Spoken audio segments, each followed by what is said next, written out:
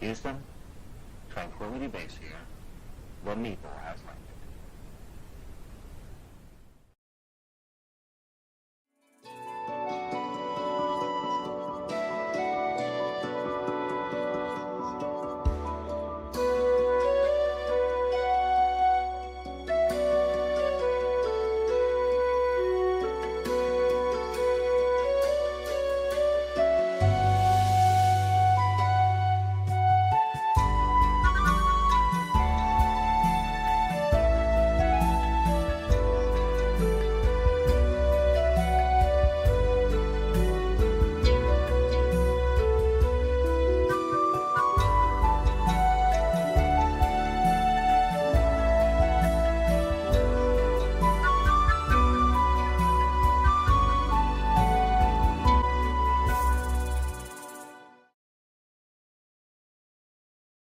Good evening, everybody, and welcome back to the Vitruvian Meeple's production of Echoes of the Undying. And I am your host, Trevor, the Vitruvian Meeple, here as, well, I can't even say as always with Matt, Julie, Ray, Patrick, and ECAT, because things have been so hectic for the last few months. People have had attacks of life. And so we've been doing a couple of side gigs. But now, I checked the calendar. It's been almost 2 months. Our last session of Echoes of the Undying was 7 weeks ago. So we may be a little rusty. You've been warned. But no, we are here to play some CYPHER system fantasy in my homebrewed world of core. And for everyone, including I think at this point the cast, let's give a little recap of what's gone on in the first 4 episodes. So our group of adventurers, mostly following, at least at this point, Zahar's lead of hunting the lost, which is what they refer to as the undead, found themselves in the city of Riverhede, at the head of the Waldorf River. They came across a magical spring when the blood and hope moons came into concordance. And they each saw an interesting vision of their own circumstances. After recovering from that, they were getting ready in the Sleeping Dragon Inn, which is where they had been making their lodging in Riverhead. They were thinking about where to go next when Tick, the group's gnome artificer, noticed a small ornithopter outside, just kind of hovering and flying there. And he went to investigate and found a crystal and got a message from what appeared to be a childhood friend of his father's. Her name was Nuglin, and after investigating and examining this, they decided that if they were to go to the Desert Bazaar city of Kash, in the desert kingdom of Sagha, from which Zahar hails, then they could probably find the parts they need for Tick to repair this device and see if he can maybe get more from it. On the way, they were attacked because, metagame for a second, in a fantasy campaign, if the adventurers hire on as protectors for a caravan, you gotta have a combat, guys. Come on. They were attacked by 3 wolves of the lost, and dispatched them eventually, after one of the worst strings of die rolls I think I've ever had the pleasure of watching. Except for Zell. Zell basically slept through the whole thing. I feel refreshed. Right?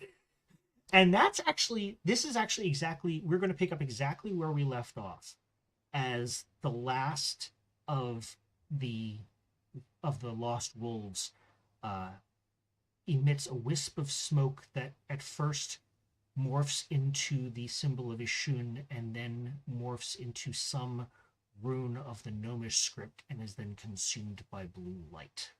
That is where we pick up.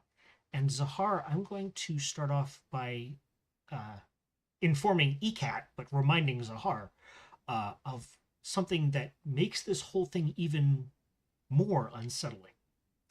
And that is that while you have known, there have certainly been animals among the lost before, but they are rare, and you have never seen nor heard of one from an animal of this size. So, to your experience and your knowledge, this is new. And Zahar definitely notes that Mhm. with full intention of when she is able to meditate before going to sleep next, focusing on that to get guidance from her goddess, from Mirashki. Okay.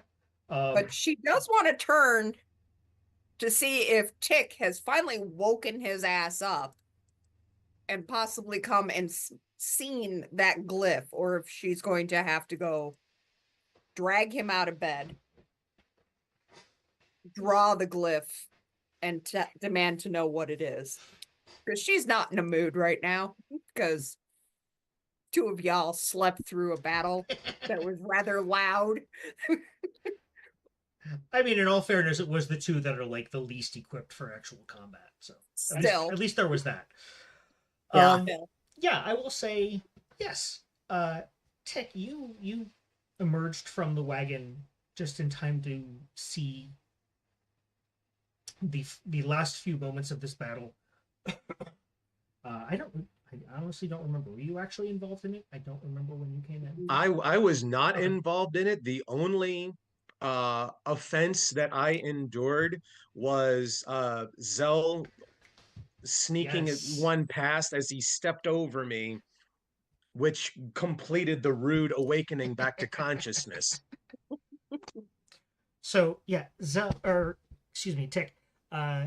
You are up, you are out. You have noticed the last few moments of this battle, and you do notice that as the last of the Lost Wolves expires, you do see.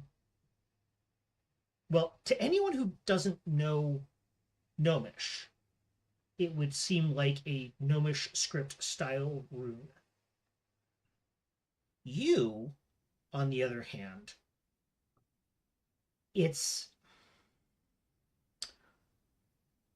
so you know how in pictorial scripts, like most Oriental scripts, where each symbol is not necessarily just a letter or a syllable, but an entire concept.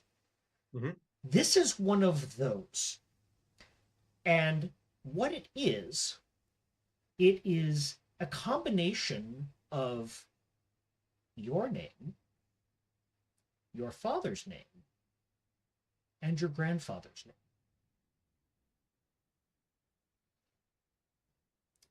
And you also notice that because you are studying this and trying to deconstruct it in the moment, as it disappears, as it is swallowed by the blue light, you absolutely note that the portion that was your grandfather's name goes first, and then your father's, and then you.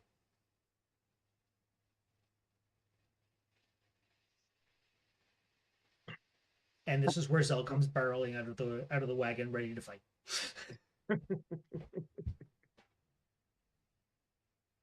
Hick, did you see this? Did you see that?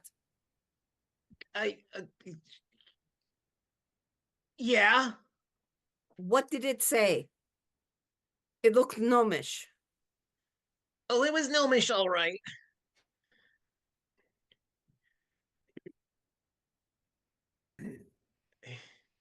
It was our names. It was all of our names. Our name? So it was my name, my father's name, and my grandfather's name. All together. That's only done in very, very peculiar circumstances, usually depicting something about our lineage or an omen? Yeah. And Zell Tick walks just up behind Taquito, slaps him on the back. Well, at least you know, if nothing else, the Dark Lord knows who you are, so you're famous. So you got that going for you. Not And then helping. wanders off to go look at the corpses. Ooh. So Zell, what are you you looking for anything specific in the corpses? I'm trying to figure out what attacked us because I wasn't there. Okay. So, 'cause I hopped out of the wagon as the last one fell down. Right. I'm gonna say make me an intellect based check.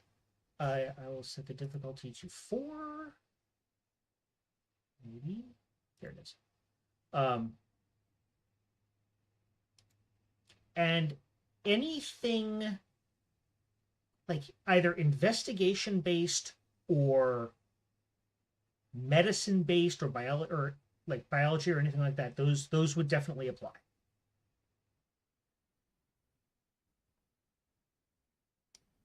Well, these are animals with survival work. Being hunting and stuff like that.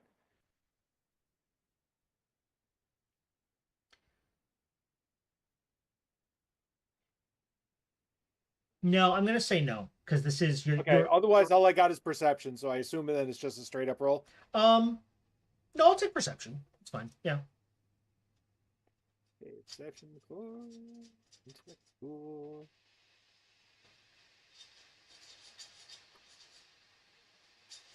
Yep, still waking up. So I mean, you are absolutely able to identify these creatures as having had been wolves when they were alive and had now been returned as lost. But you are actually unable to tell anything more because as you are looking at it, starting from the center and kind of working its way out, they are actually just crumbling to dust and ash. Ooh. Did they leave anything behind? Any kind of charms, medallions? Yes. Yes, they did actually. And yeah, you find sifting through the ashes. Because we always loot the bodies. Yep. You find a small bits of what look like small magical talismans or something similar right where their throats were.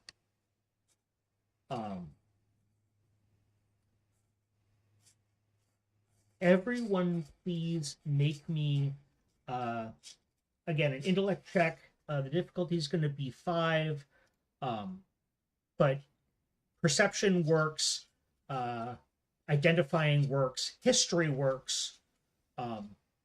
So give me what you got, and I'll tell you how many of them you can apply. No, I'm fine. I'm just gonna lay here. Oh, for a bit. there we go. Oh, we're starting out well already. Oh Jesus! Okay, I passed at least. I'm afraid to click. Just rub it in, why don't you? I don't think it was enough to offset all y'all, but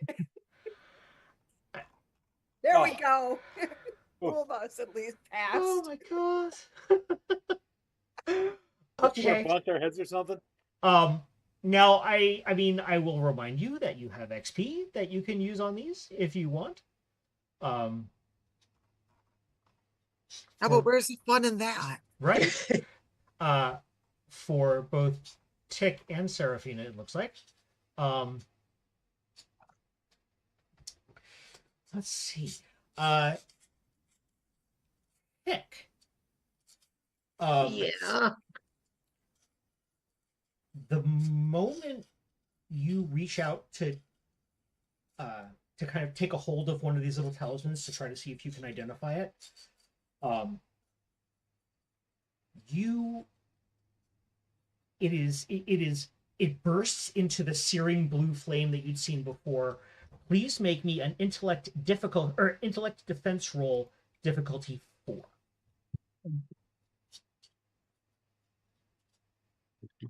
Excellent. Yay. Excellent. So it is searing your mind. Your brain feels like it is literally on fire.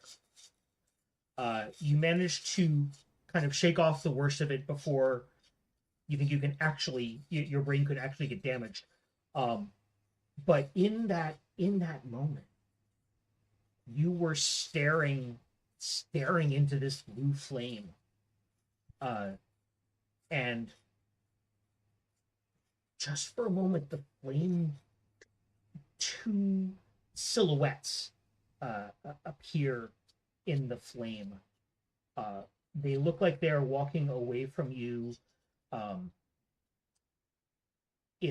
Give me a perception check. We'll go with a difficulty 3, but a higher result will get you more information. Okay, so we're gonna. So take that into account when you decide to spend effort. Yep. Wait, how much do I have? Because I've forgotten. I believe you still Okay, only have just the one. Yep. Still one. Yep. Very good. So 1 I shall use. Skadoosh. Okay, so it was a difficulty 1. You beat a difficulty 5. Excellent. That's 2 extra levels of information, or rather 2 extra levels of detail. You see that the two figures have the proportions of gnomes. They seem to be walking into the fire, or walking away from you toward, into the flame. One of them is definitely has a traditionally male gnomish haircut. The 2 of them are holding hands. The other one is wearing a cloak, so you can't see anything about them, like I said, except that their proportions are right for a gnome. But you can see as they disappear into the fire. Well, it's not so much that they disappear into the fire; it's that the fire itself, kind of closes in around the cloaked figure's fist, disappears, and you have, dropped the thing, and kind of staggered backwards, and are now actually on your butt on the sand. Fortunately, it's not a long drop. Right. Nope. So now I've got another intrusion to play with because, welcome back to this game. Serafina. Let's see what's going to happen here. So yeah, you actually recognize the work. You recognize the stonework as one of the few craftsmen in Montevara, your hometown. Because Montevara is a bit of world building for our audience, and for any of our cast who don't remember. The city of Calva is at the heart of the empire. Most of the small villages and towns around Calva have evolved into trade-based settlements. So, for example, Montevara, which is the town that Serafina is from, there's a lot of farming, there's a lot of animal handling, because they do a lot of the farming work to supply the aristocrats and the wealthy and the high nobility that make their living, that have their home in Calva itself. So the stonework, you can't remember his name, but it was definitely someone you recognize this from a stonemaker in Montevarro. Like I said, you just can't remember his name.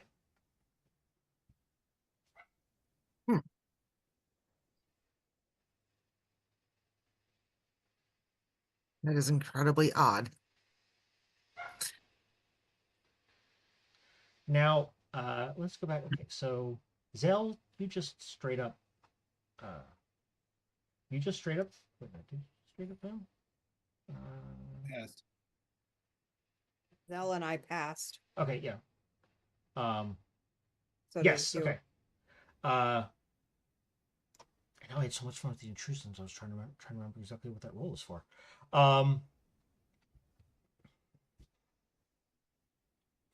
Yes. You each notice different things about it. Zahar, this is definitely, I mean, as you would expect, but it is confirmed that this talisman is imbued with the magic of Ishun. And Zell, you recognize that you don't know what the glyph is that's written there, but you recognize the writing style as coming from Calva.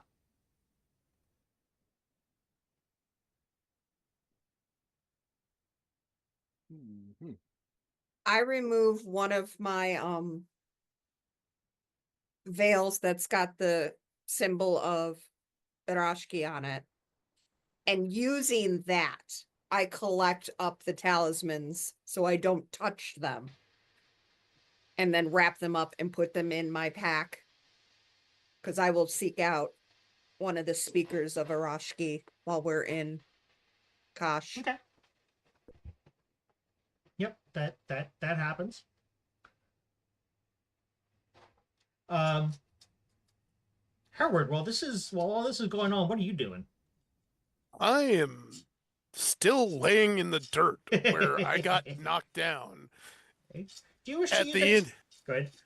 At the end of the last fight, and literally the whole no, I don't need any help. I'll just lay here is actually what he said, while everybody's Hey, these things these things are really dry inside. Oh, so that has to be all your blood then, right? now is Zell wearing a bifurcated lower garment or Yes, but he does Okay. also have his big robe on him. all right? Well, at least you're not wearing a kilt or a sarong, and I'm getting the good morning. Matt. No, but it is a really cushy, Yeah, I'm fluffy scared. robe from one of the spas in Calva. Nice. Got a little monogram on it. So, I mean, you probably got a really good look at the wolves as they dissipated, being that they're probably like right there. Okay. So what are you? I mean, you were very blinded by the heat of the battle, and you were definitely taking at least as much of a walloping as you were giving. More than I. So I don't think you remember any particular details other than Lots God, of teeth. yeah. Oh God, Yes. oh God, get it off me before it kills me. Not the bill. Not the bill. Not the bill. That's where I make my money. Yeah. Zell, Teak, one of the two of you go be useful and help Heward. You look like you need a nap. So come on, let's go get you back into the wagon over here. I start pulling on his arm.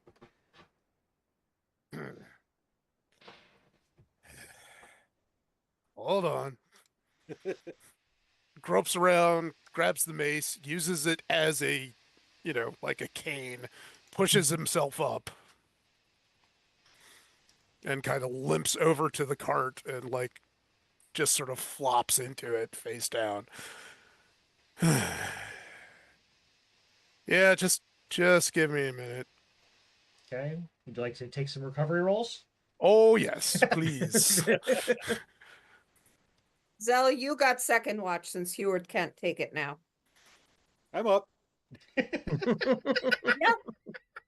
I got woken up by hearing, a bunch of howling and fighting and stuff. And whew, what an adrenaline rush, I'll tell you.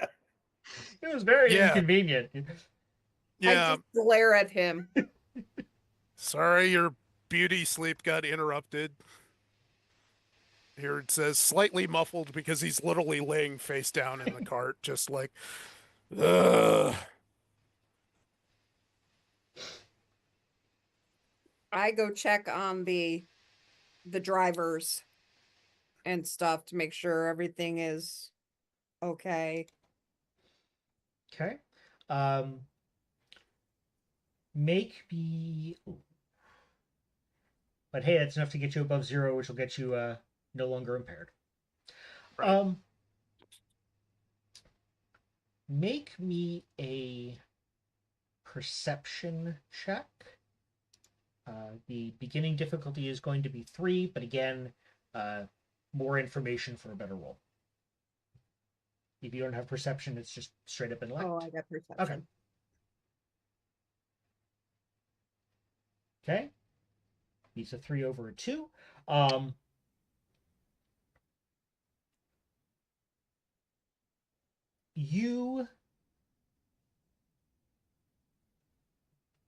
You notice that one of the merchants that's along with the caravan, she somehow sustained an injury. It looks like she was bitten by one of these things. I walk over to her. Is she standing, kneeling, kind of sitting on the ground? What is she doing? So she has gotten herself back up onto her wagon, but is kind of sitting on the steps, kind of slumped over, grabbing her arm, and looking like she's just she's exhausted and in pain, because she is. Let me see.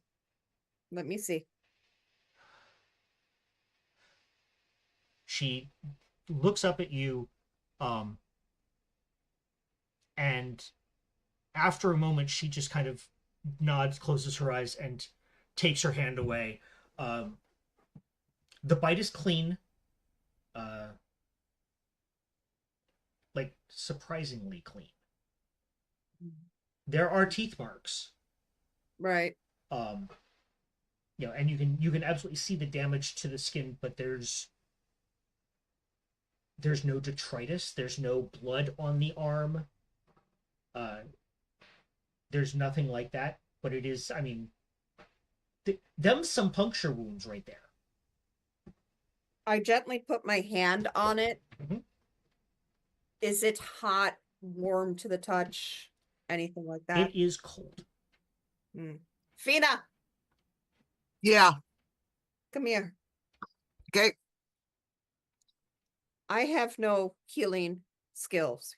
I don't think you do either. Here, let me double check my abilities. Now, I will remind you that anyone can perform a healing check. Right. On a character, it is an intellect check difficulty of the number of points you wish to heal. Yeah, not. Yeah, I don't. Yeah, specifically have a healing skill, but I am.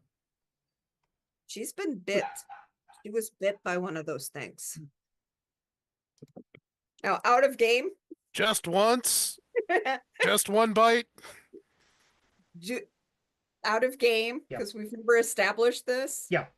Are the lost like traditional zombies where you get bit, you eventually become one? Because we have not established this You're right. before, so No, in fact, that is not. They do not work that way. okay. They are simply the reanimated because they are reanimated magically, Gotcha. as opposed to through some mechanism that wants to spread itself. Mhm. Yeah. Okay. If you haven't read the Newsflesh trilogy by Mira Grant, go read it. It's awesome. Hey, my copious I've read free the first time. one. I've read the first one. Um, Um, so yeah, so this is no, it is not a transmission vector kind of thing. Okay. but there may still be germ thingies. Yeah. And her skin is cold.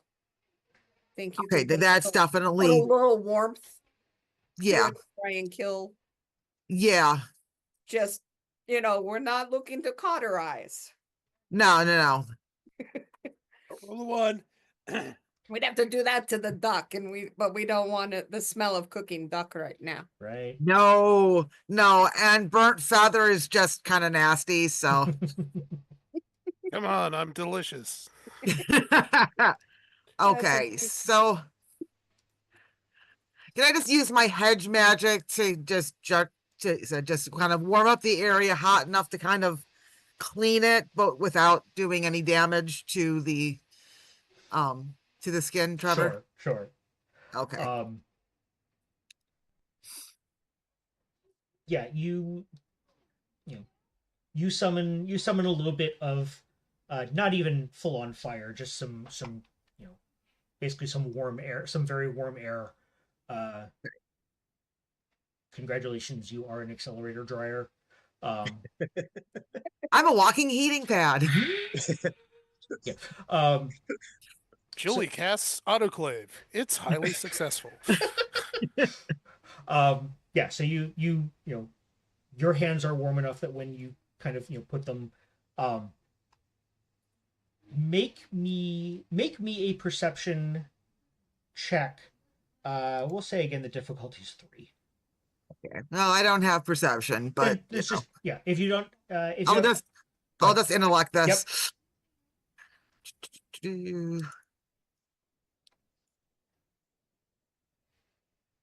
Oh, there we go. There That's it a is. smaller from that last roll. All right.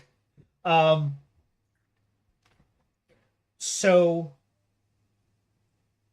you do notice that while you can warm, while you warm her arm,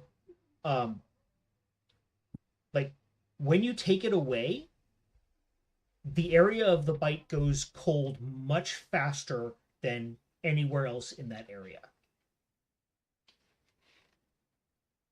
Do you have any preferences for your major effect?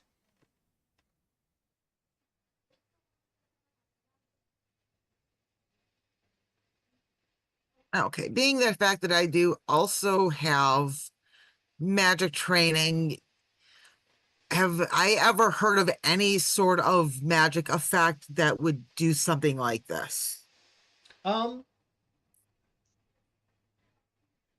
Yes, you have. This is something that you have. It's very rare, but it actually does have to do with the Lost.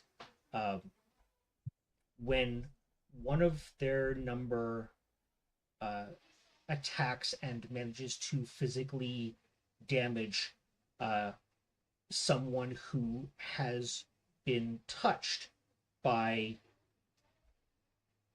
the entity is known by many names. Zahar refers to her as Arashki, her goddess. This kind of effect can happen because of the opposition between those two magical forces.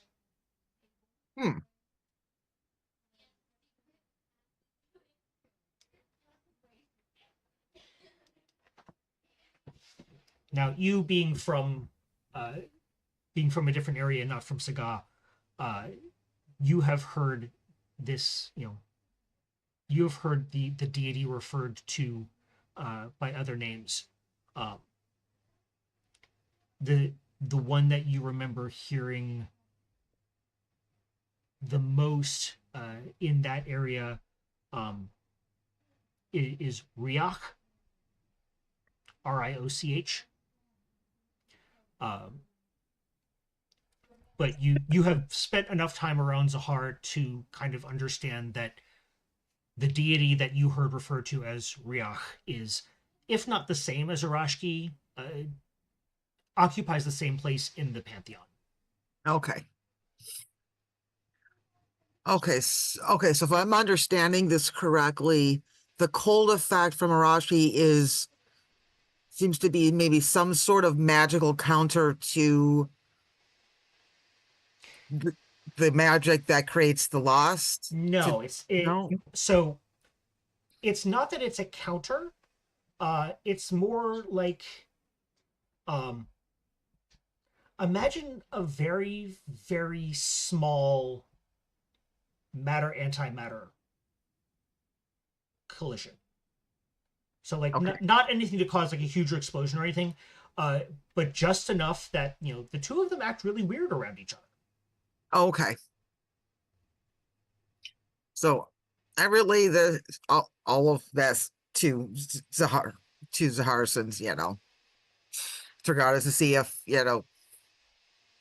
that brings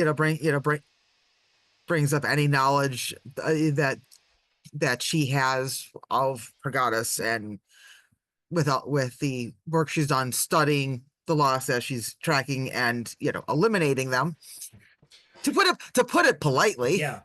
Well,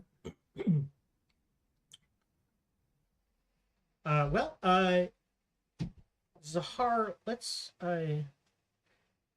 make me a. Let's see, let me take a look at what you have.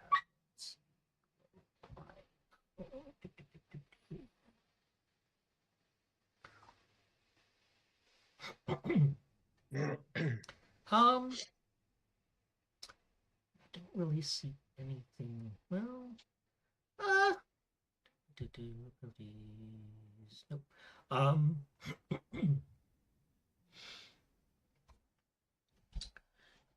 Make me an intellect check. I'm going to call it difficulty 4. No skills apply, but you do get an asset because, well, this is your goddess. 5. Oh, it's telling me you got to create an encounter. Just to make an intellect roll? Oh, I'm sorry. I was hitting the wrong one. I was hitting initiative. Oops. That's all right. It's been 7 weeks.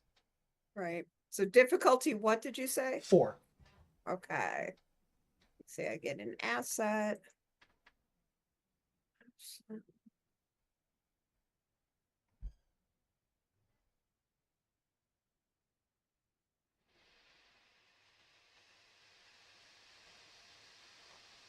Womp.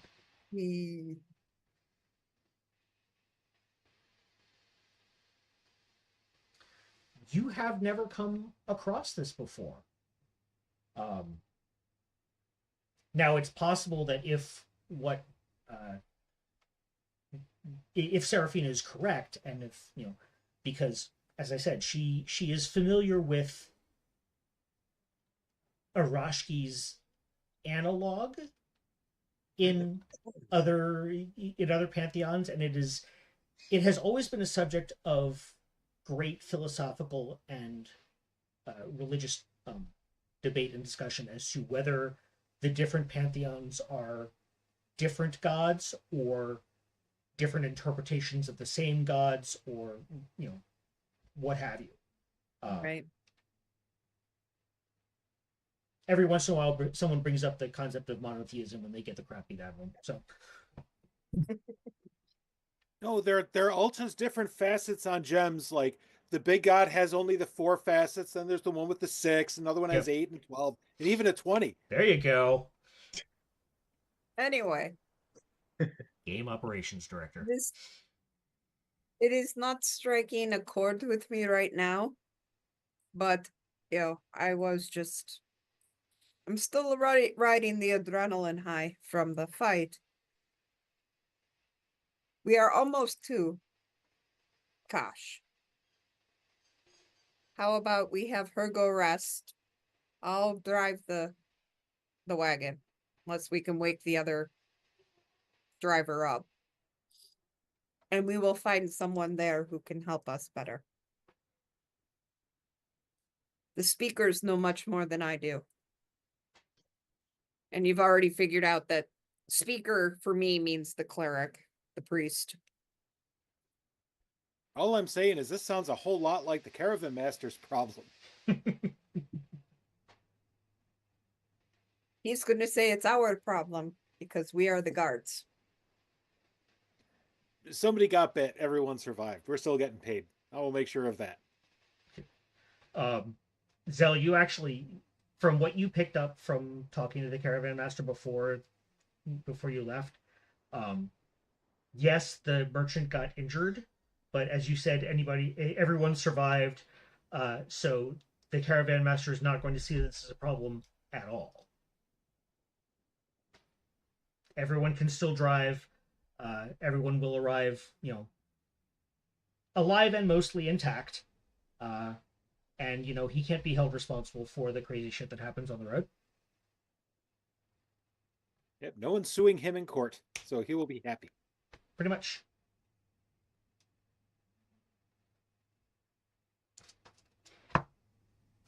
Okay, so is anyone else doing anything before we kind of cut back to the travel montage, as it were? Just trying to rest up and Okay. stop bleeding all over everything. Tick goes back into the wagon, provided he's not being pulled or told to go elsewhere. And the vision of the glyph has captured his attention. And so I want him to be getting out his notebook and sketching that, trying to recreate it, reproduce it. Okay.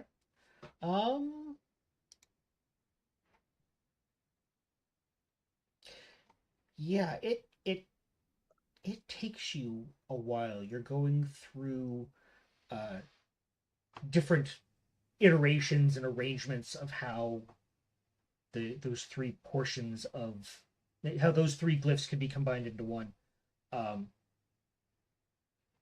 And you finally, it's been about an hour or so, and you finally stumble into it,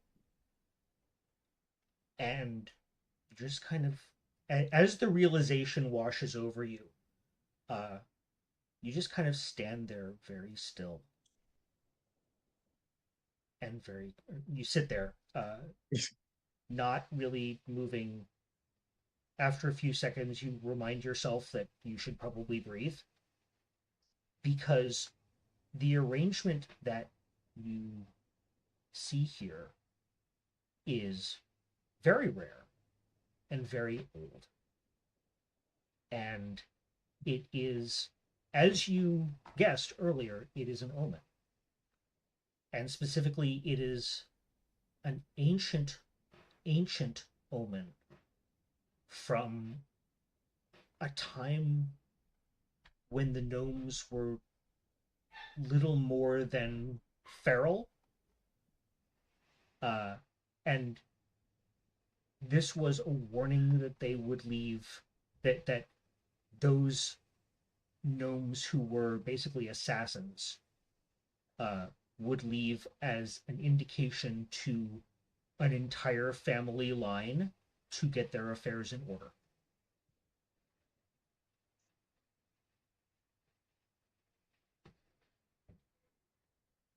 So if that is what is at work here, first of all, whoever set that up is someone who knows a lot about ancient gnomish culture.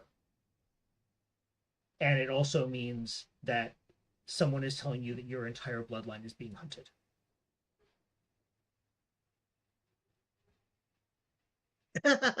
Yay! Welcome back to the Light Happy campaign.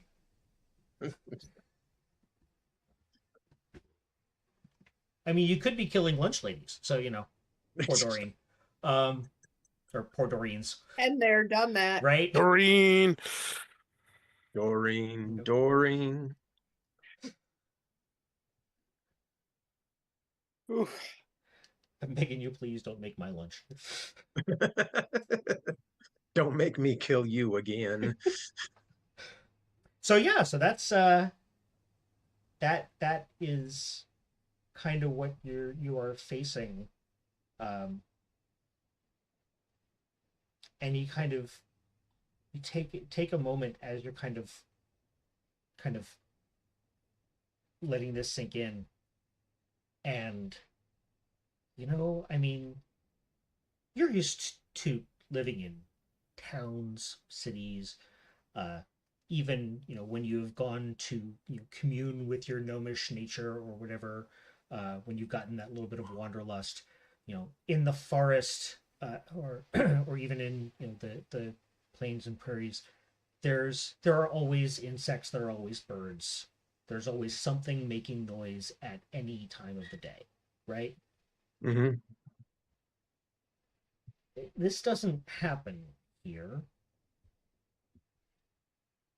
There is not a whole lot of indigenous wildlife, now that you have crossed into Sagha, and most of what there is, especially at night, knows to not make a sound lest it be eaten by something.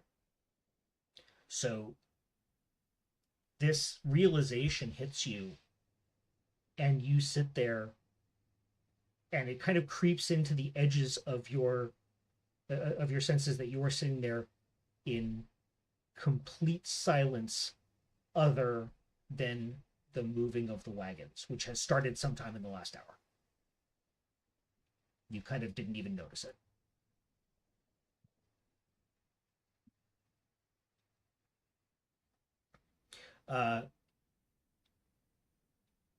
Do you sleep at all, Tick? Oh, Tick slept through the whole entire battle. Yeah, that was still Like- that was still the first watch, though. So there's still most of the night. Okay. Okay. I think given the nature of what just happened and the events, multitude of events, no, Tick's up Okay. for at least a bit longer. Okay. So, Harold, I will say that if you wish to use your 10-minute and 1 hour recovery rolls, you may do so in the course of this hour, that we're kind of fast forwarding past.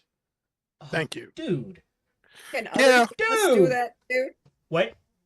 Can others of us do that yes, too? absolutely. Anyone who wants to can spend any combination, any set of recovery rolls up to and including your 1 hour. Yep. Fresh as a daisy. Right.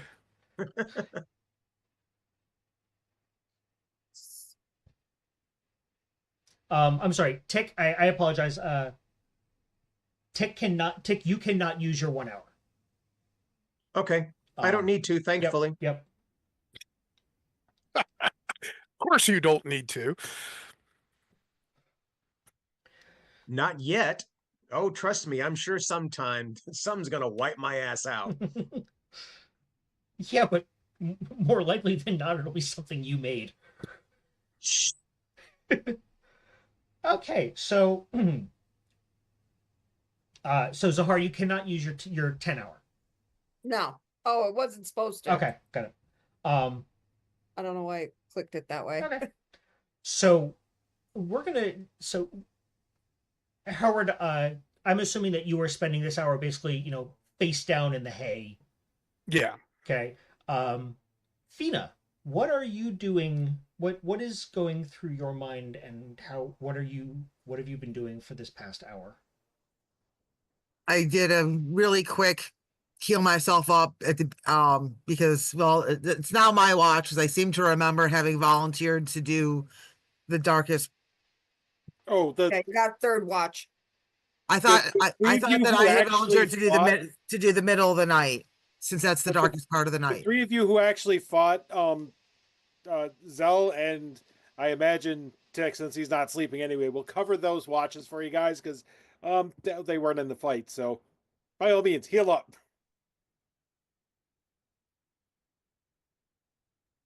Okay. So Fina, are you taking that opportunity and sacking out? For first, I mean, I don't have like any sort of like far sight abilities, but I Sure. want to just really just kind of scan, and since fire's my thing, see if I see any sort of even just like the tiniest little flicker. Just do a 360, just do a couple of 360s very slow, just to, if there's any movement, any light whatsoever, as far out as I can see before I go to lay down for a bit. Okay. Make me a perception type roll. We're gonna say this is difficulty 5.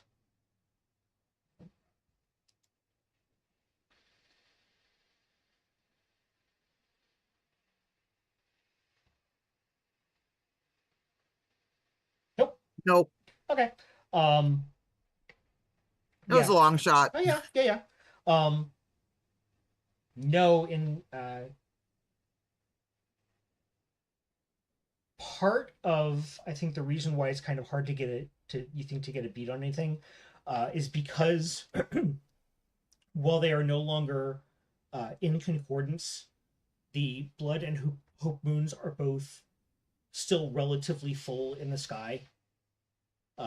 So not only is there actually obviously nothing approaching sunlight, but there is a decent amount of light for nighttime, but it's kind of this, there's a name for lightish red. It's called pink. You kind of see this reddish cast to the entire desert from the blood moon. Okay. That would make picking anything like that out very difficult. Okay. So I tell Tick and Zell, okay, it looks to be all clear, but if you guys see movement, wake us up. Okay. Yes, I will wake you guys up first before I start fighting anyone. It seems like the sensible thing to do. Just checking. Did call for you. It's not our fault you didn't wake up. Well, there's calling, and then there's, hey, wake up. All right. So Zahar, having now been relieved of the rest of your watch and the rest of the night, do you go straight to sleep, or do you stay up for a while and contemplate things? How do you spend your time? I sit up next to the driver, kind of dozing, but not sleeping. Still kind of have an ear out, like trusting that I won't be so asleep that I will sleep through a call for help, but resting. Like that half sleep that you would do in those early morning classes in college. Right. Yeah. All right. So let's. So just kind of sitting there, arms crossed, feet kicked up on the kickboard in front of us. Well, it's time for everyone's favorite. Sure. I'm gonna give it to Heward because he got his ass kicked hard last game. Thank you for the pity XP.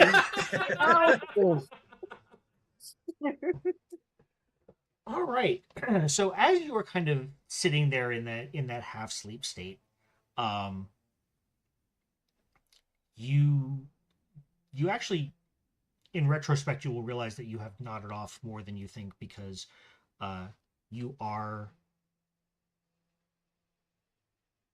sitting at what looks you are sitting at what looks for all the world like a table in a gazebo, except that gazebo is in the middle of the desert. Okay. And across from you is Arashki. Head, instantly bent, prostrate, as I always do in her presence. You better be careful, child, or you're going to spill your tea. I haven't yet. You I actually stayed down. Talking back to her god, man. What do you want? Oh, It's yeah. been a long time. Yeah, like this is the first or last time she's done that. Right. Yeah, you and your god have a very casual relationship, I will I've say. been her paladin for 12 freaking years. Yeah. Come on. You are, however, dipping your veil in it. Bring your head up, child. It is a waste of good tea. I squeeze it out over the sand. Adjust the hijab. Pick up the tea. She picks up hers and offers it towards you as a toast. You both sip. This tea smells and tastes more like almonds than almonds do. It is lovely. It is luxurious. It is warm and cold at the same time.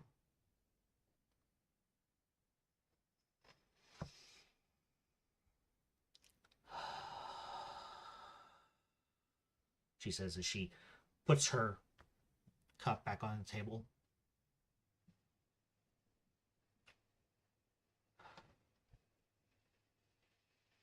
To drink it in its pure form is such a wondrous thing, don't you think? I am not familiar with it, my lady. What is it? It is the essence of what it is to be me, to be you, to be us. To follow the path that we follow. To lead others on the path as I do. I do not share this with just anyone, but you are my champion.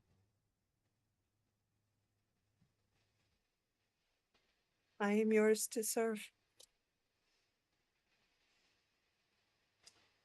I felt the pull of my dear husband's workings a bit ago. Tell me.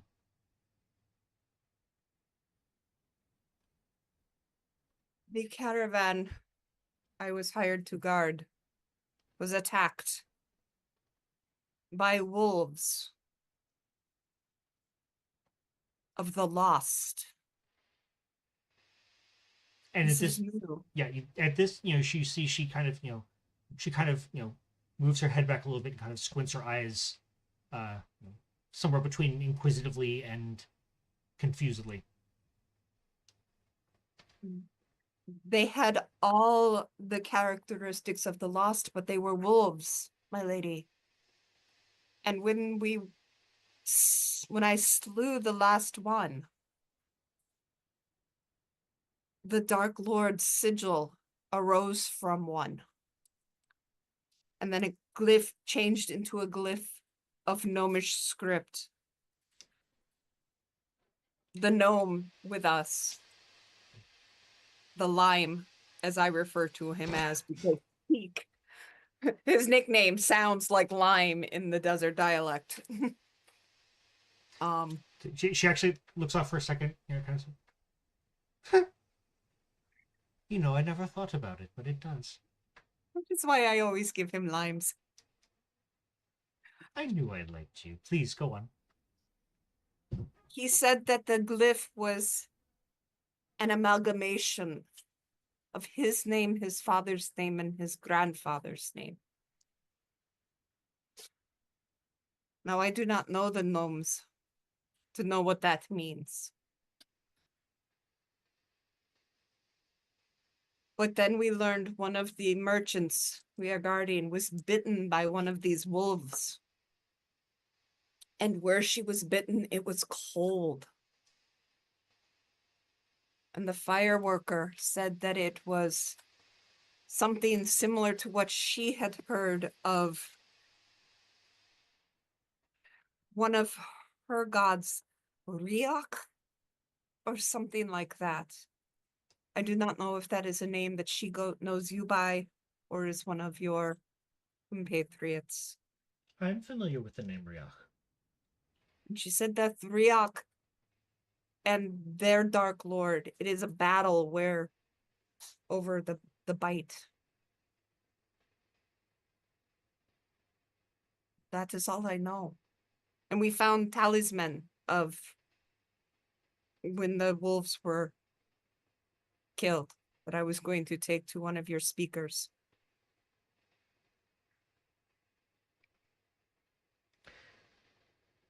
Your perspective kind of zooms in, so all you can see for a moment is her face. That is very curious. And your perspective zooms back out, and you're still sitting at that table in the gazebo, but now there's a chessboard on the table. And what's interesting is that it looks like the two sides of the chess game, first of all, are both black, but one has a king but no queen, and the other a queen but no king. The game does look to be still in, looks to be in mid-play. Enough pieces are arranged that, you have it takes you a second to kind of suss out what's going on. And she is staring at it rather intently. Huh.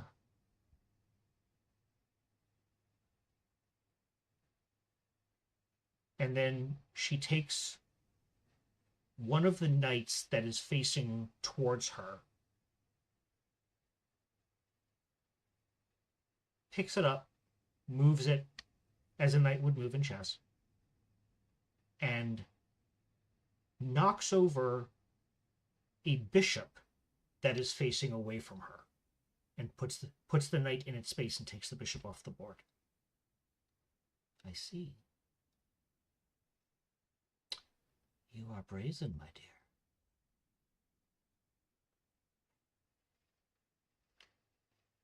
dear. I'm assuming I am not my dear she is talking about. Yeah.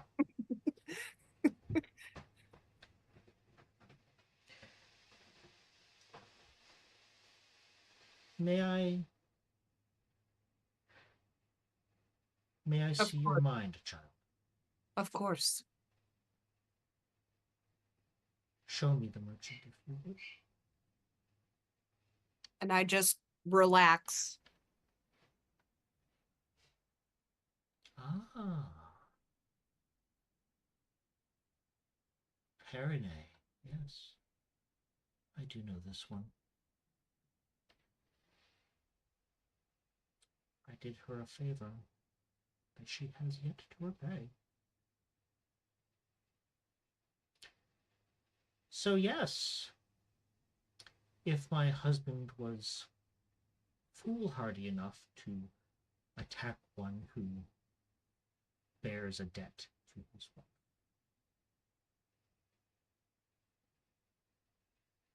that you describe would happen.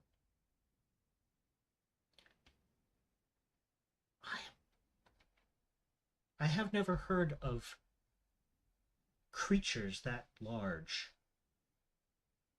being lost, however, and that is concerning. He is becoming more brazen. I fear that whatever machinations he is planning may be proceeding faster than I thought. and unfortunately faster than I have prepared you for. If I may, it feels as though he has grown bold because of the convergence. Of the moons, you mean? Yes. Mm. While they are your color, he is the dark one. And Yeah. there's power there. Indeed, there is, child. You are wise.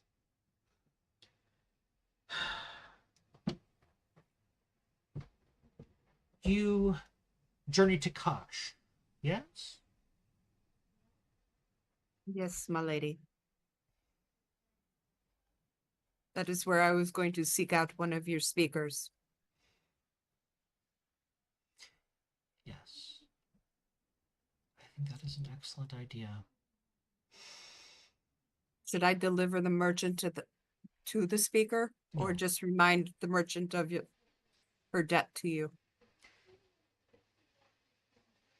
She, and she kind of, stops and kind of cocks her ear for a moment and looks like she's listening to something. She has not forgotten her debt. She simply wishes to delay repayment as long as possible, and for that I cannot blame anyone.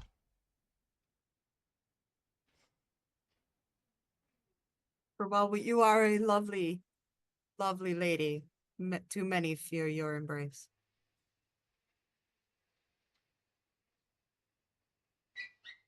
And that is all right. It is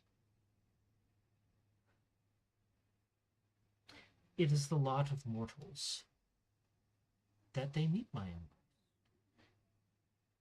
But it is also a lot of mortals that they may see so much, do so many things, learn so many things before that time, that I cannot begrudge them for wishing to off-put it as long as possible.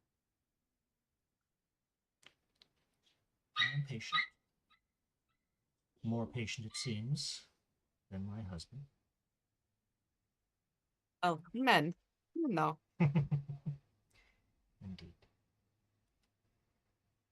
When you get to Kash, yes, find my clerics. They do no better than to advertise their worship. But you are clever. I am sure you will find them.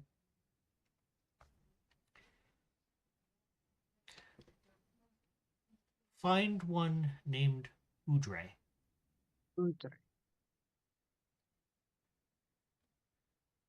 She has been a cleric of mine for quite some time, and she has grown wise in the ways both of myself and of my husband.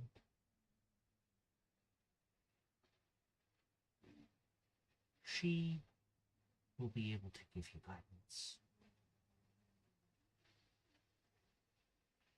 And she picks her tea up again and kind of motions to you to do the same.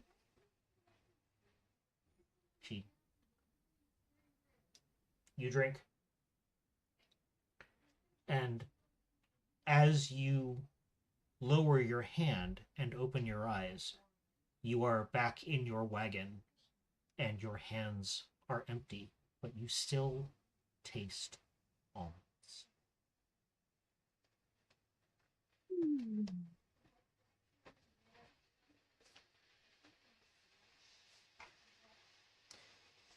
Only, it seems, a few minutes has passed since you drifted off. Always.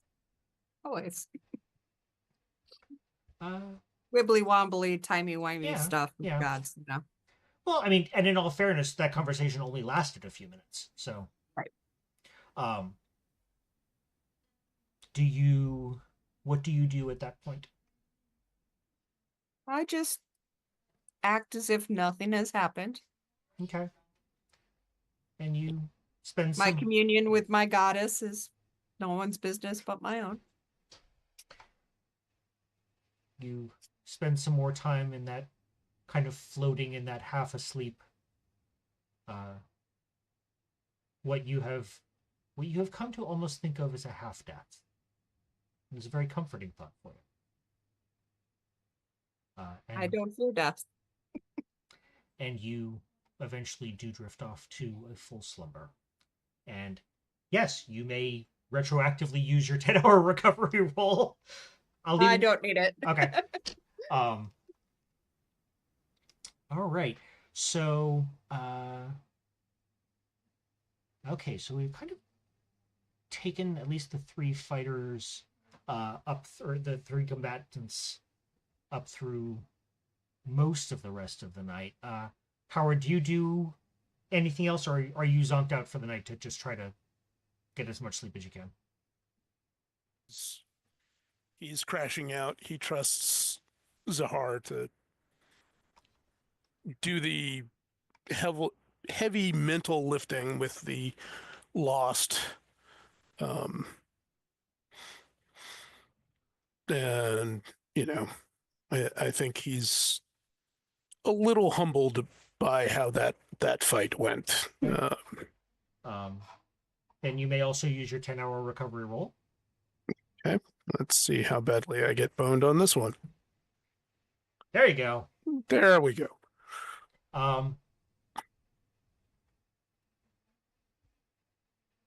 Fina. Yes. Are you, and you will have to forgive me, I have honestly forgotten what you said you were doing in that time. So what are you doing for the remainder of the evening, for the remainder of the night?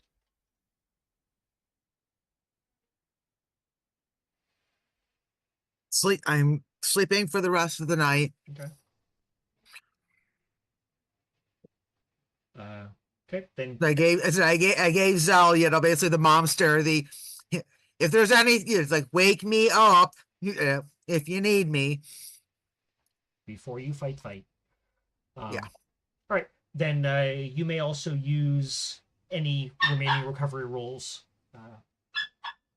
to reset over to the next day. Zell and Tick. Okay, well, let's start with Zell. Zell, the rest of the watch passes uneventfully. Tick, how does Zell find Tick when it is time to switch watches? Are you asleep, or are you still up and contemplating, or what's going on with Tick? Well, what happened after the realization of the weight of the glyph and then coming back into reality and hearing the lack of any sound whatsoever, Tick has found himself kind of rocking back and forth and talking to himself. And Okay. it is up to you, the GM, to if this has been a disturbance. But like Tick's trying to process, and he doesn't deal with silence well. So I would say that no, it has not really been a disturbance to anyone else because you are so focused inward.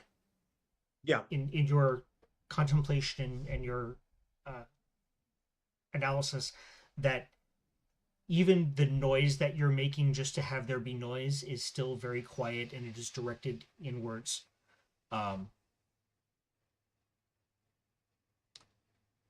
It is in Gnomish. I would like you please to make me a might defense roll. Difficulty 4.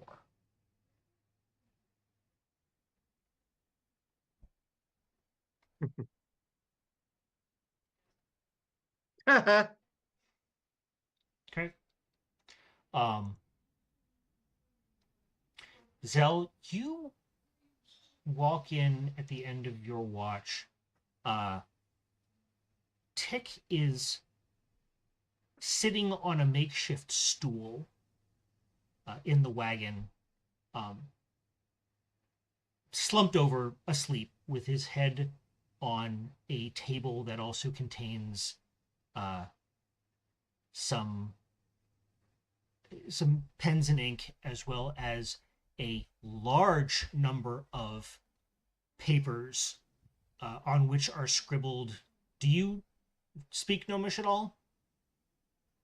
So I think Tick understands when Gnomish is being spoken, Yeah. given the urban nature and what Yeah. his father had fled. No, I'm sorry. I was Like, asking Zell. I apologize. oh, I'm No, sorry. you're asleep. Oh, So the papers are just covered with what look to you like strange symbols, but in kind of different configurations. And Tick, even though he is asleep, is still kind of mumbling to himself in a language that you do not know.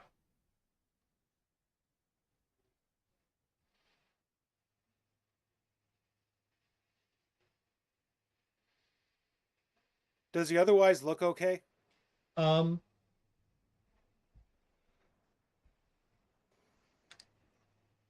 he looks, I mean, he's asleep, so there's a certain just amount of, calmness about him, but even with that, you can see that his eyebrows are, wrinkled in a little bit of worry, and the bags under his eyes look very tired. please don't Gib slap him again.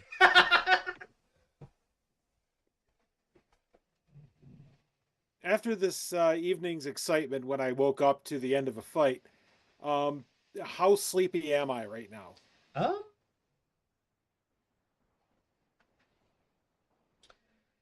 Because you've been up. Well, okay. Yeah. Make me a might defense difficulty 4.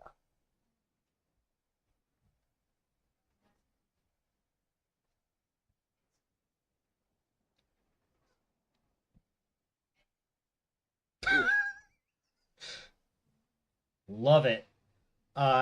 You are fighting to keep your eyes open. So in that case, I only have 2 choices here. So first, I'll try out the obvious one. I shake his shoulder and, hey, buddy.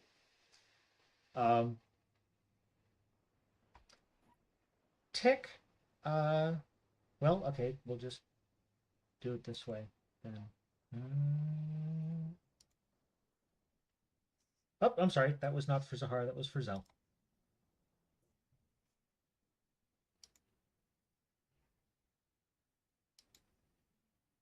There we go.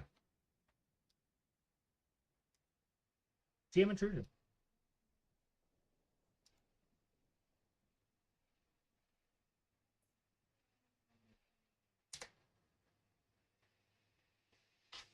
Think I'll share that with Tick, seeing as he's the subject of what's going on. No, Tick is out cold. And when you nudge and kind of poke at him a little bit, he starts muttering louder. He's still very much asleep. And then but he does not wake up to your proddings. Right. Okay. Got 2 other things to try. So I go and I find Fina. Okay. Fina, Fina is asleep. Fina, do you attempt to wake Fina up? Well, she didn't get messed up in the fight like Heward did, right? Correct. Yeah, no. And she had first watch, right? No, Zahar did.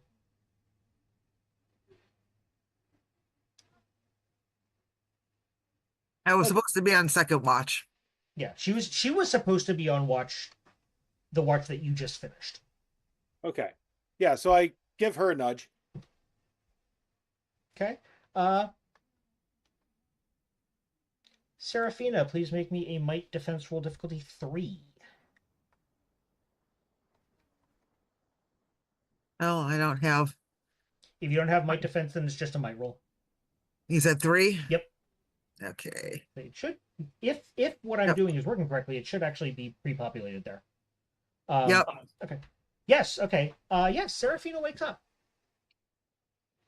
You wake up to. Oh, okay. No, I've got to do this because it's too good not to. Oh dear. It's no. never a No, good not sign. Zell. God damn it! What the hell is going on with this? Oh, No. because I've got it on the same. I've got it on the wrong mode. That's why. There we go. Seraphina GM intrusion. Okay, I'm actually gonna give the XP also to Heward because holy crap, that duck took a lot of damage. You know, no, I mean seriously, I barely got scraped. So Okay. So you wake up. So something jostles you awake. And you wake up and you see Zell. And just for a second, you're back in that theater. And you're back watching your and Zell's faces turn towards you as you recognize them.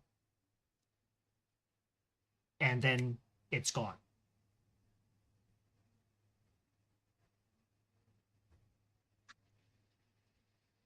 So I started to kind of prepare to level a kick from below, and then I stopped myself. It's like, nope, that's right. I asked you to wake me up. Yes. Is there something, or do you just need to get some sleep? I think I need to get some sleep. I'm getting dopey. Okay. Okay. So I Tick's got still up getting and- sleepy, so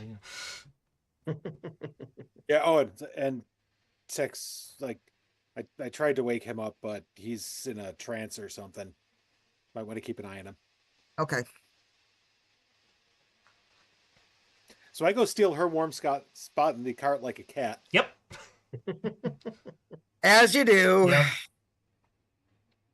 Hey, I'm infernal. No place is warm enough for me. No, I'm not touching that.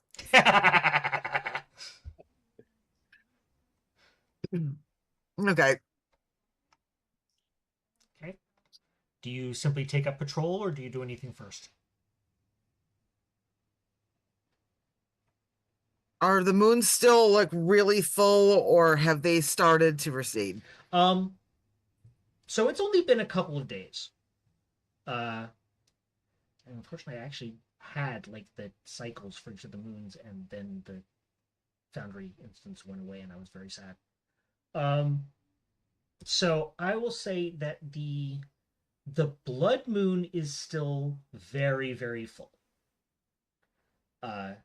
The hope moon is probably a little less than a quarter of the way Okay. waned. Okay. The hope moon has about the same cycle as the Earth's moon. Okay. So, but as the actual light from them start, a little less than it was, The blood hours moon, previously. yeah, I'm sorry, in hours previously or in nights previously? I'm sorry. Previously, no, hours, Okay. just from earlier in the night. No, you don't see any particular. Now that your eyes are getting adjusted to the dark, you don't see any particular difference. Okay. With I'm just gonna take up a okay. patrol then. I'm just trying to keep my ears, to basically awake. Okay. Um, as you're on your patrol, and it's hard not to notice, especially since you are trying to be very attentive and perceptive. Um, because the Hope Moon is waning faster than the Blood Moon, and there's several metaphors in there somewhere. Um, the light at night is becoming a darker red than it was when the two of them were, when it was basically pink. Yeah. And it's a little unsettling. But other than that, nothing else happens, and soon, as you are traveling northeast, you do start to see the sun rise. At about a 45-degree angle,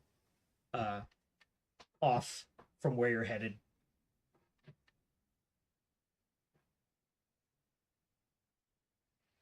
Okay. As we start to, once we get into basically kind of like that breaking dawn where I know that the caravan's going to want to kind of pick up the pace a little bit, I go and poke at both Zahar and Heward first to get them kind of up and awake, and then poke at both Zell and Tick, so that by the time that we're at full, okay, let's pick, move up to the kind of the day's travel pace that everybody's up and awake. Yep. Accomplished without incident. Well, okay. I will ask Heward, since you are the one who is still actually injured from last night. Does that happen without incident, or does Heward get cranky? I don't think violently cranky, but it's definitely like.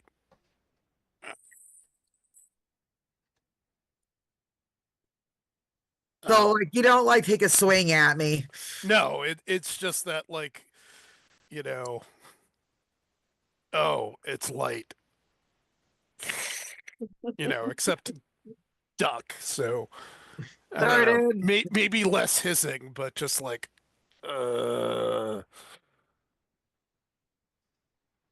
And I will say, try as you might, because this is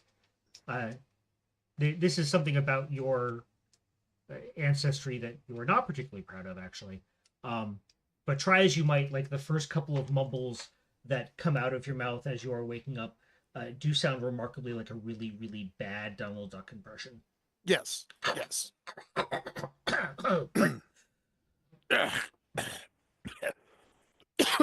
Don't even think about trying to escape. Oh, Fina. Is there tea? Please tell me there's tea. Yeah, well, I'm going to say that I had gone to whichever of the wagons that actually kind of has the whole portable tea, brazier thing set up, and it's like, yes, yeah, you'll have to serve yourself, but yes. Okay. I haven't memorized how everybody takes their tea yet. That's fine. Just crawls over to the wagon with the Sandovar and like opens the spigot and just is like, It's still very hot. Don't care. Oh. Well, I've had more pleasant shits than that fight.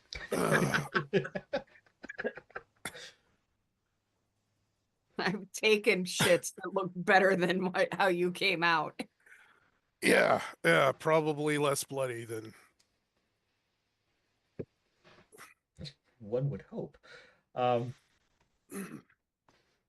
So as you are traveling the rest of the way to Kash, Zahar, I mean, you're home. Mm-hmm. Not quite to your tribe's Right. tribal lands, but you are Kash is home. Yeah, this Yeah. Sagha, it is wonderful smell the desert air again, to feel the little wisps of sand that when you were young they felt like stings, but now they just feel almost like a gentle tickle. And the only one who has seen me in my element is Heward. Okay. Heward, you're a duck. You like water. Yep. Yeah, this is not my happy place. This is not your cup of anything. No, Because no, whatever this it's a is- cup of, it's dry. There's nothing in it. Yeah, it is. But you look over and you see your friend, your traveling companion, Zahar, and she looks more relaxed and more comfortable than you've seen her, well, since the last time the two of you were in Sagha. Yeah, probably a good 18 months or so. Something like that.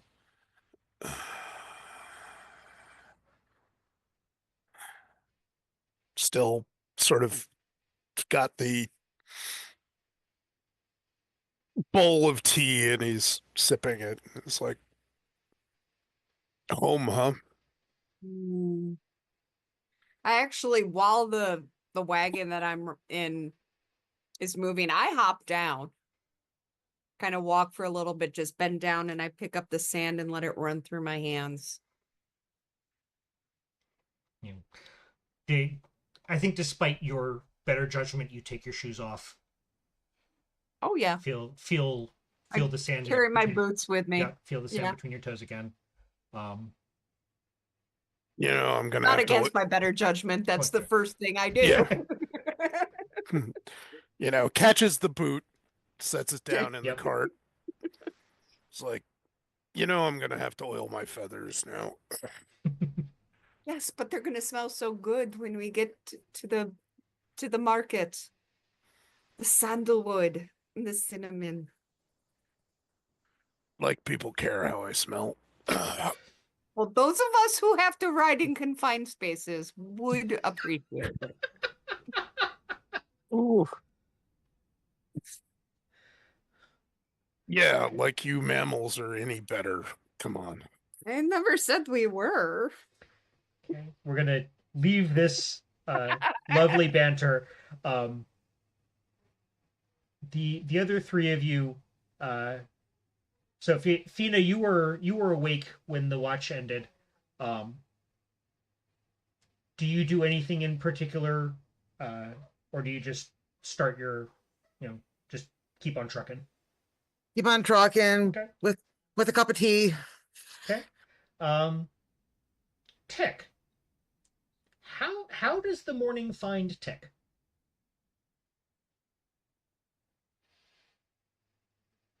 It is as if the morning crouched up behind Tick very quietly and then just went and Tick is disoriented and he wakes up speaking gnomish. It's as if he simply continued whatever train of thought or conversation from unconsciousness to subconsciousness to what's going to pass for consciousness right now.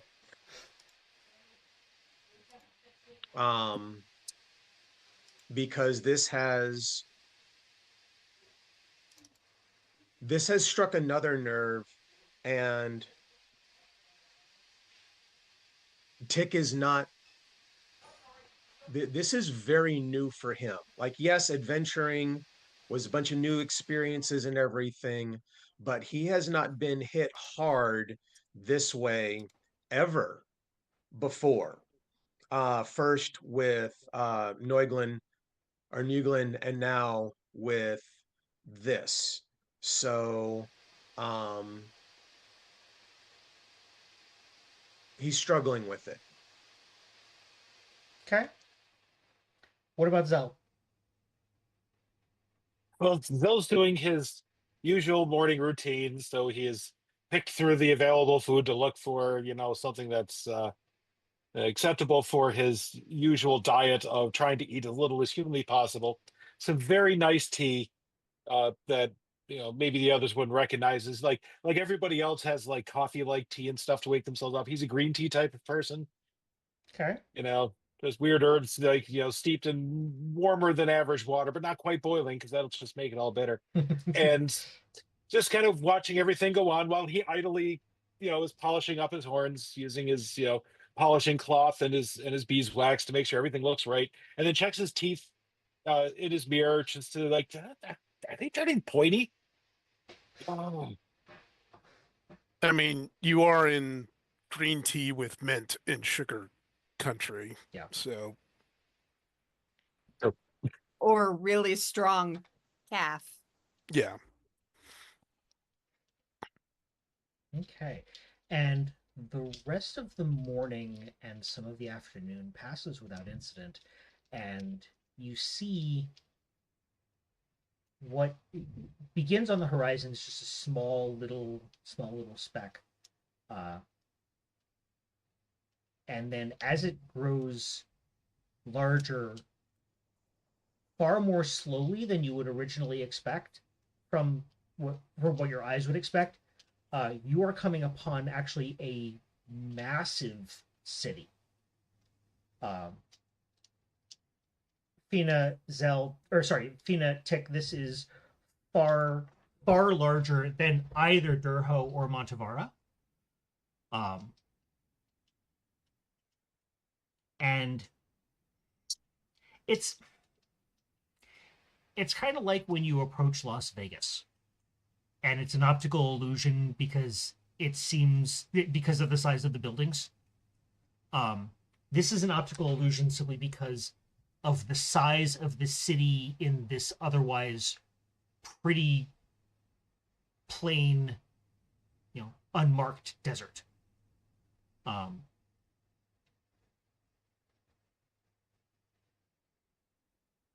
Zahar,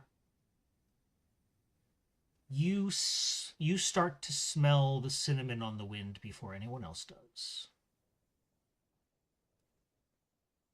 It smells like home. And you remember the stories of the city of Kash, which, as legend has it, was named in honor of the first ever djinn, whose name was Kash. And he was a master at granting wishes, and eventually he became the king of all the jinn. And he made laws saying that only he could grant wishes because only he was sure to get them right. And as the jinn grew restless and felt more and more confined, they eventually rose up. And they extinguished his flame.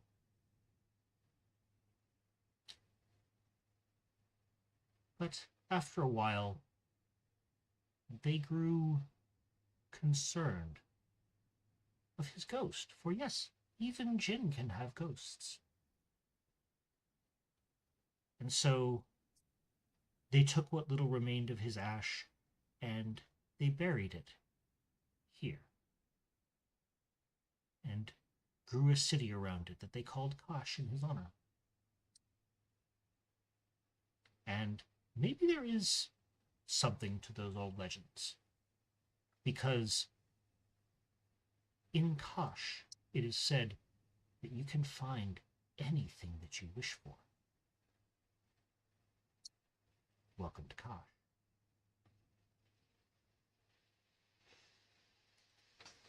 As you make your way through the kind of tent cities that have sprung up as the Kash equivalent of suburbs, most people who operate market stalls here, that is also their home. And what passes for... there is a security group. I wouldn't necessarily go so far as to call it a guard or even a police force. But they are far more interested in preventing robbery than, you know, it is not necessarily against whatever law there is to, you know, have your home as your business in the middle of town, and that's, you know, that's what it is because that's what everyone does. And so as the caravan reaches one of the bannered entrances to the city, you can see just these beautiful, beautiful works of metal and glass and bronze and just these beautiful flowing towers and spires and huge onion dome roofs on buildings. And yes, I'm being slightly stereotypical here. Deal with it. But as you approach one of those pairs of columns that is, you know, one of the designated official entrances into Kash, the caravan driver approaches you, Zell, and says, meet me here tomorrow at this time for your payment. Our merchants need to sell their wares to gather the coin. It will be tomorrow. On that you have my word. I look over at Heward, then I look at him. Certainly. So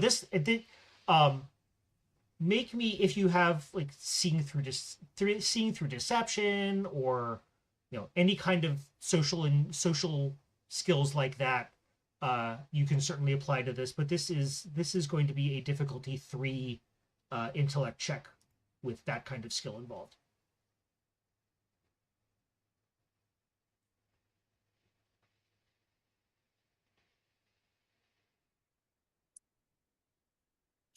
Yeah. Yeah, sense motive is perfect. He's not trying to pull a fast one on you. This is how his caravan does business, and the only reason that he's even making it this much of a point of conversation with you is that you haven't worked with him before. And I assume we had negotiated that before. We were going over the finer bits of how much we're getting paid in advance, how much once we get there. Yes, it was. So Knows, if nothing else, a good, can stand in well as a bureaucrat, so he understands such things. So yeah, you guys negotiated 60 Arum per person. That's insane. So he pays you grumblingly, because he knows he got fleeced. He will pay you. He hands you 5 small bags, each of which has 15 Arum in it, for you and your companions. The rest tomorrow.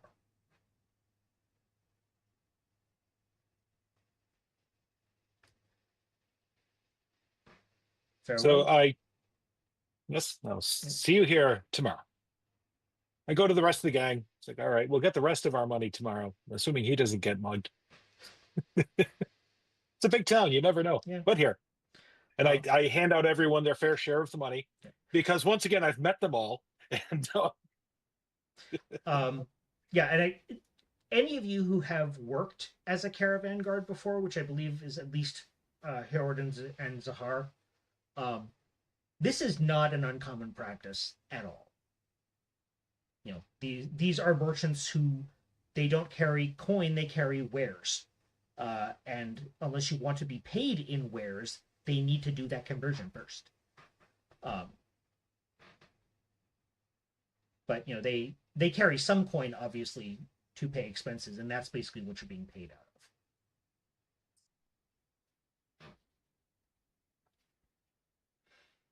of. All right. So the 5 of you, stand on the precipice of Kash, a huge, just absolutely mind-boggling bazaar. Shops as far as the eye can see and as far as the ear can hear, and boy, can they hear them all. Tick is noticeably relieved because this is something that is very familiar to him, and he understands it, which is giving him some respite from He the does. last couple of days. He does, but at the same time, the switch is almost a little too abrupt. It's a little over, especially given what you've been through the last couple of days and what's still going, through your mind. It's a bit overwhelming. It's a bit much. Mm-hmm. Not to any like mechanical detriment, but it's been a long time since you've been in a city this big, and you don't think you've ever been in a city this loud. As Kash. So I will ask, and for our viewers, we're going to make it a little bit of an early night tonight. Some of our members have personal business to attend to, and I do not want to keep them from that. But what I would like to know before we end is, for each of you, what, if anything in particular, are you looking for in Kash? And we'll start with Hjort. Are you looking for anything mostly particular, or are you just kind of going along with the gang? Mostly going along with the gang. Like Shade, definitely, but as I said, this is not his element, so he's here out of his abiding friendship with Zahar and his sense of duty, but he's not really happy about it. I'm sort of getting the image from, what is it? Thor Ragnarok, when, like he does the I'm in disguise thing where he just like grabs a shawl and puts it over his head, like, I don't think he's stolen anybody's, but he is like trying to cover, Because mallards are still very, very rare. yeah. So Well, he's didn't you say that you've been there before with Zahar? So you already have like the cloak shawl thingy, and yeah, I would imagine so. Yeah. Yeah, and otherwise just sort of trying to keep an eye on everybody, because it is a not exactly lawless place, but yeah, a lot of things go, Are you attempting to hide your ancestry? Are you basically trying to bundle up and hood up and look like a gnome or a half folk or any of the other smaller races, or are you just you're here, you're duck, and you're proud? I'm here, I'm duck, I'm proud. I'm Okay. mostly trying to just keep the sun off Got it. as much as possible. So, if it but he is what he is. Okay. He's not going to hide. Okay. How about Fina? What is Fina looking for in Kash? Well, I definitely want to poke around the bazaars and see if I see anything that looks to be magical artifact type stuff. I'm going to assume there's also has got to be libraries, so I also would like to take a detour to see if I can find any interesting tomes on fire magic. Okay. Tick.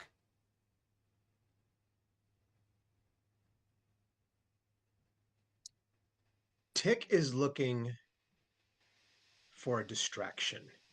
Okay. He hasn't worked on anything. His hands have been idle more than he likes.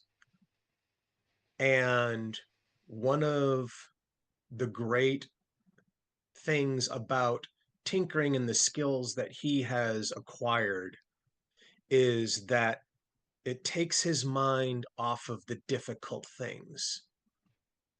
So just the minutia of making something, haggling with somebody, knowing something, the excitement of being in a city. He's looking to run away a little bit from all of the big issues that have cropped up recently. Okay. Um,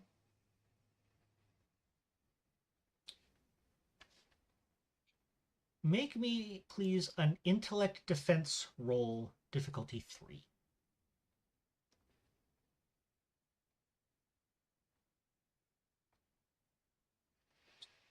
Okay. Um, you almost allow yourself to forget why you wanted to come to Kash in the first place.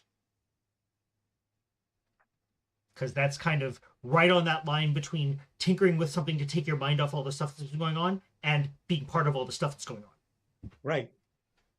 So are you attempting to still look for the parts and trinkets that you need for the ornithopter, or are you?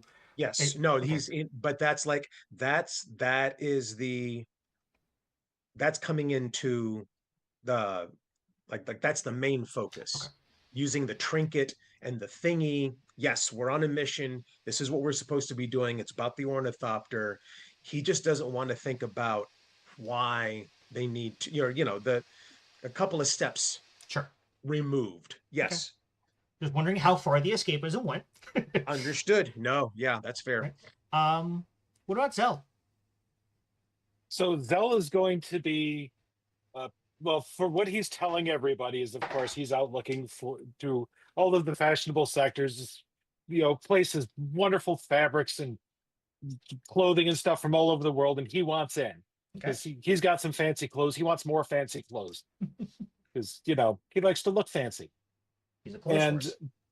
While he's doing that, he's also looking for something else that's probably not for sale. Okay. He's trying to see if there are any others of his kind there. It's a very big city. You might run into someone. Okay. All right. And finally, Zahar. What occupies your time in this homeland metropolis? Well, even before we fully get to the gates, I have put my shoes back on and paused and changed the traveling robes to my priestly vestments. And I pull out my medallion. Okay. So it's very clear to those who know. Okay. Which would be the people of the desert would recognize. Okay. Knowing how Irashki is perceived and received by those who are more ignorant of her benevolence and simply fear her embrace, just how loudly do these robes proclaim, "I worship death"? Well, given that I am head to toe in black and red, which are her colors. Okay, so yep, not subtle. No. Okay. I have never been ashamed to my people of who chose me. Excellent. All right. And I am going to be looking to the religious section of the city to find the speakers. Okay. And I assume specifically to try to find whoever this Udre is. Yes, amongst others, but Udre will be my first one. But I will also look for those who are speakers of the gods that my parents serve, just to see if they've heard word. Okay. Of my family. All right. And with that, I think we're going to call it a night. Like I said, this was kind of a shorter episode, but life happens and life trumps. So that was episode 5 of Echoes of the Undying, Again, I still haven't quite decided on a title for this one, but maybe we'll see that. Maybe we'll see that happen in Echoes of the Episode, which we're going to come and do in a couple of minutes. So if you want to tune in and see what happens in our after show, where we talk about what we liked, what we didn't like, and what we hope will happen next, that will be coming up tomorrow night, 8 p.m. U.S. Eastern Time on YouTube. That is not a stream; that is a recording. So we're going to go do that. And again, if you guys like what we do here, sure, throw a like, throw a subscribe. We love it. But tell your friends, tell your enemies' enemies, and make them your friends. And come join us on to find out what happens in episode 6 of Echoes of the Undying. Damn, it's good to be back. In the meantime, for Matt, Julie, Ray, Patrick, and Ekat, I am Trevor, the Vitruvian Meeple. Have a good night, everyone.